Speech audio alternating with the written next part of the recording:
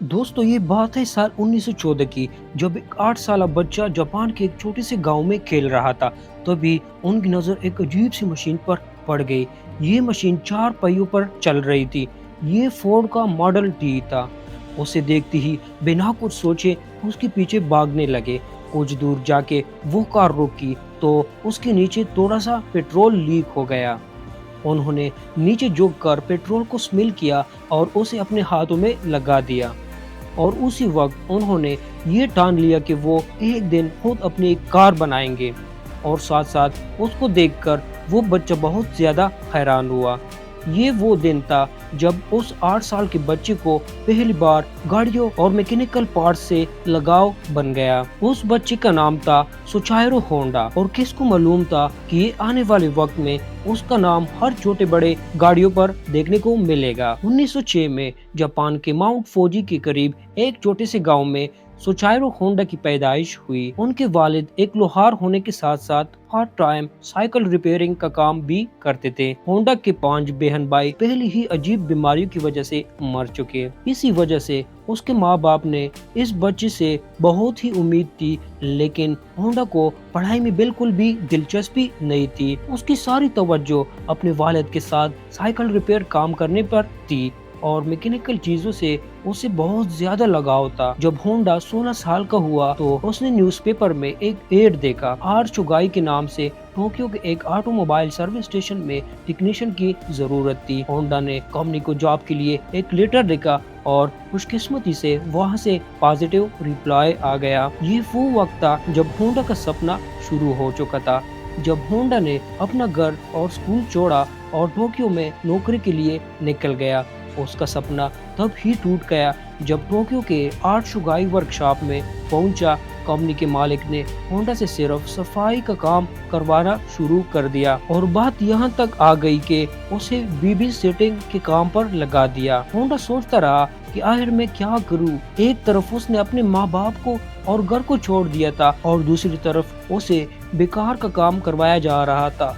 उसे अपने गांव वापस जाने में बहुत ज्यादा शर्म महसूस हो रही थी, क्योंकि वो अपने पेरेंट्स का सामना करने के लिए हिम्मत नहीं कर रहा था। यही वजह है कि कुछ ही महीने बाद आर चुगाई के मालिक ने उसी वर्कशॉप के लिए काम करवाना शुरू किया। होंडा को इस काम में शुरू से ही बहुत दिलचस्पी थी, इसलिए वो चीजों को जल्दी और आसानी से सीखता जा रहा था। चंद महीने बाद होंडा हर तरह की गाड़ियों और उनके पार्ट्स के बारे में काफी कुछ जान चुका था। इसी दौरान आर्ट शुगाई ने 2 रेस कार भी बनाए। पहली कार आर डायमलर थी और दूसरी कार कॉर्टेस। ये दोनों गाड़ियां यूज्ड इंजन को इस्तेमाल करके बनाए गए थे। इन गाड़ियों ने 1924 की जापानीज मोटर कार चैंपियनशिप में पहला पोजीशन जीत लिया। होंडा इस वक्त तक एक ब्रिलियंट मैकेनिक बन चुका था, लेकिन इस रेस में वो इंजीनियर के तौर पर बेटे होंडा के लिए ये वो इवेंट था जिसके बाद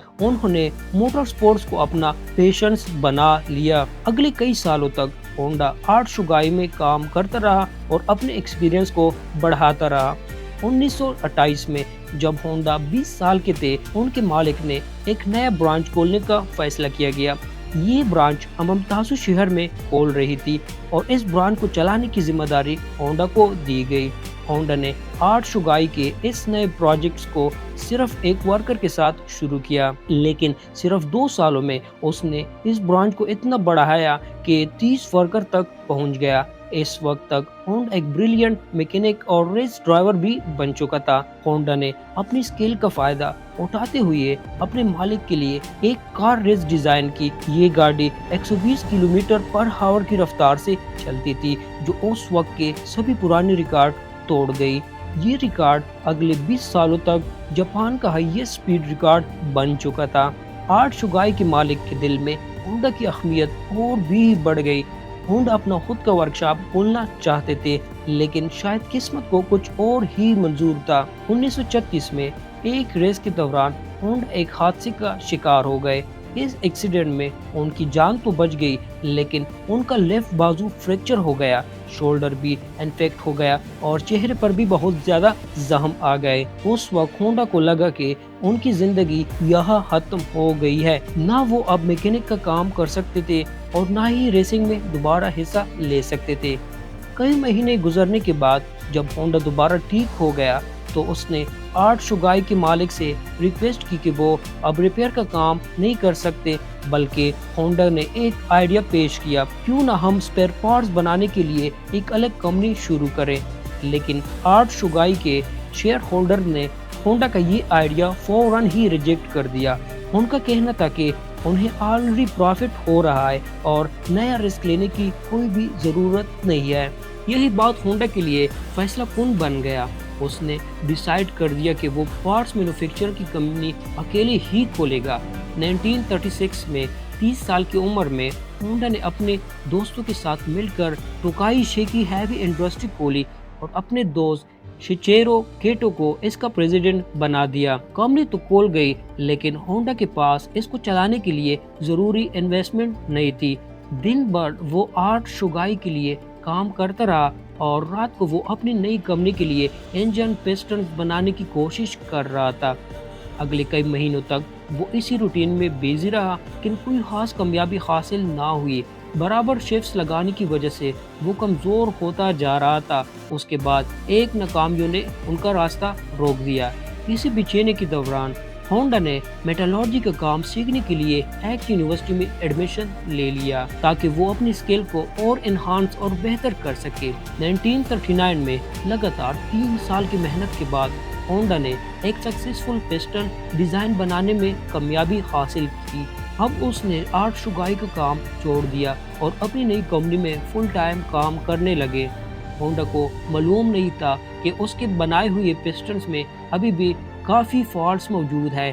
جب اس نے ٹویوٹا کمپنی کو اپنے پسٹنز آفر کی تو ٹویوٹا نے 50 میں سے 47 ڈیزائنز ریجیکٹ کر دیے۔ یہ خبر ہونڈا پر بجلی بن کر گری، کیونکہ اب اس کے پاس واپس لوٹنے کا کوئی بھی راستہ نہیں تھا۔ اس نے مختلف کمپنیز اور انڈسٹریز کو سمجھانے کے لیے پورے جاپان کا سفر شروع کر دیا، الگ الگ فیکٹریز گیا اور مینوفیکچرر سے ملا۔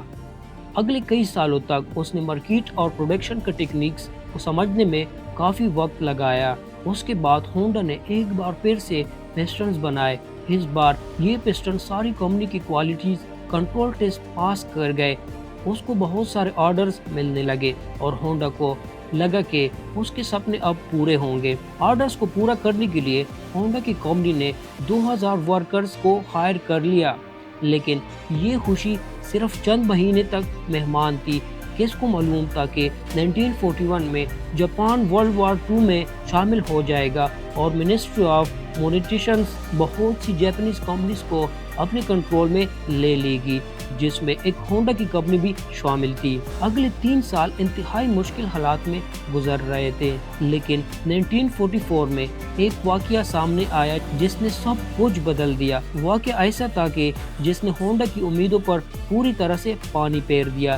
ایک ایئر ریڈ کے دوران ایک میزائل سیدھا ہونڈا کی فیکٹری پر جا کر لگ گیا اور پوری فیکٹری تباہ ہو کر جل گئی۔ پورے ملک کے حالات دن بدن خراب ہوتے جا رہے تھے۔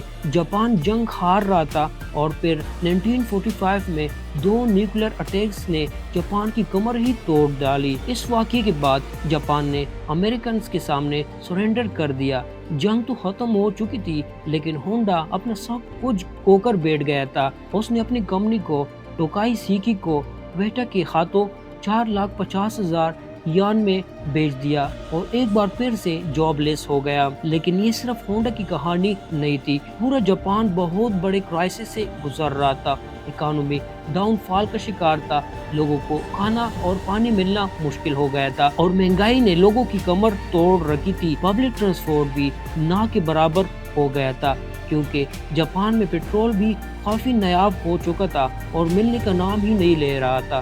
اسی مشکل دوران ہونڈا کو جاپانیز امپیریل آرمی کا ایک چھوٹا سا انجن ملا جو پہلے وائرلیس ریڈیو چلانے کے لیے استعمال ہوتا تھا۔ اپنی سوچ اور انوینشن کی عادت سے مجبور ہونڈا کی دماغ میں ایک آئیڈیا آ گیا۔ ہونڈا نے سوچا اس انجن کو سائیکل کے ساتھ لگا کر ٹرانسپورٹ کا مسئلہ بالکل ہی ختم کیا جا سکتا ہے۔ اسے ٹرانسپورٹ صرف آسان نہیں ہوگا بلکہ ٹرانسپورٹ بالکل سستی بھی ہو جائے گی، کیونکہ اس وقت لوگ مہنگائی سے پہلے ہی بہت ہی تنگ آ گئے تھے۔ جب لوگوں نے دیکھا کہ ہونڈا نے ایک چھوٹے سے انجن کو سائیکل کے ساتھ لگایا ہے تو سب کو یہ آئیڈیا بہت ہی پسند آ گیا۔ ہونڈا کو چند یوز انجن ملے، لیکن لوگوں کی ڈیمانڈ اتنی زیادہ تھی کہ ہونڈا نے خود کا نیا انجن ڈیزائن کر لیا۔ یہ ہسٹری میں پہلی بار تھا کہ کسی مشین پر ہونڈا کا لوگو دکھائی دے رہا تھا۔ ہونڈا کے پاس اتنے پیسے نہیں تھے کہ وہ ہائی لیول پر یہ سائیکل بنا سکے، اس لیے اس نے 1800 دکانوں کے مالک کو ایک اوپن لیٹر لکھا۔ ہونڈا پر لوگوں کا اتنا بھروسہ تھا کہ 3000 دکانداروں نے اس کو پازیٹیو ریپلائی کر دیا اور پیسے ایڈوانس میں بھیج دیے۔ اگلے 3 سالوں میں ہونڈا نے ایک ایسی موٹر سائیکل بنائی جو مارکیٹ کی ضرورت کے مطابق تھی۔ یہ سپر کب کے نام سے لانچ کی گئی اور مارکیٹ میں آتی ہی دھوم مچا دی۔ یہ ماڈل اتنا سکسیسفل رہا کہ 1958 میں امریکہ کی ٹرائمپس اور ہیرلی ڈیویڈسن کی سیلز کو بھی پیچھے چھوڑ دیا۔ ہونڈا کو ہمیشہ سے ریسنگ کا شوق تھا، اس لیے اس نے اب ہائی پرفارمنس بائکس بنانے کا فیصلہ کیا۔ وہ مختلف بائک ریسز پہ جاتا اور جو بائک بھی جیت رہی ہوتی ان کے تمام فیچرز کو اور ٹیکنالوجی کا غور سے انالیسس کرتا۔ اس کا گول تھا ایک ایسی بائک بنانا جو ہر کمپٹیشن میں سب سے آگے ہو۔ ریسنگ کمپٹیشنز اس وقت مینوفیکچرنگ کمپنی کے لیے مارکیٹنگ کا سب سے بڑا ٹول ہوا کرتا تھا۔ چند ہی سالوں میں ہونڈا نے اپنی ہائی پرفارمنس بائک لانچ کی جو 1962 کے انٹرنیشنل ریسنگ کمپٹیشن میں پہلا پوزیشن جیت گئی۔ اس ریس نے ہونڈا کا نام پوری دنیا میں فیمس کر دیا۔ 1960 تک ہونڈا دنیا کا سب سے بڑی موٹر سائیکل مینوفیکچر کمپنی بن چکی تھی اور 1968 تک ہونڈا 1 کروڑ یونٹ سیل کر چکا تھا۔ اپنی زندگی کے 62 سال گزارنے کے بعد سوچائرو ہونڈا نے کامیابی تو حاصل کر لی تھی، لیکن ان کا ایک بچپن کا سپنا اب تک پورا نہیں ہوا تھا۔ ہونڈا اب کار مینوفیکچرنگ میں بھی اپنا نام بنانا چاہتے تھے۔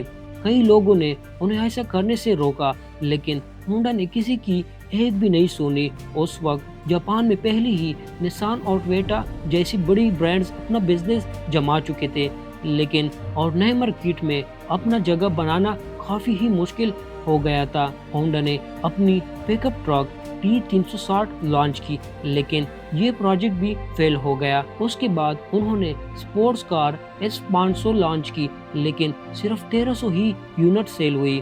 کئی سالوں کی محنت اور درجنوں کی ڈیزائن ریجیکٹ ہونے کے بعد فائنلی 1972 میں ہونڈا سیوک لانچ کی گئی۔ یہ وہ گاڑی تھی جو ہونڈا کا ایک گلوبل آئیکن بن گئی۔ آج تک اس کے نئے ماڈلز پوری دنیا میں مشہور ہیں۔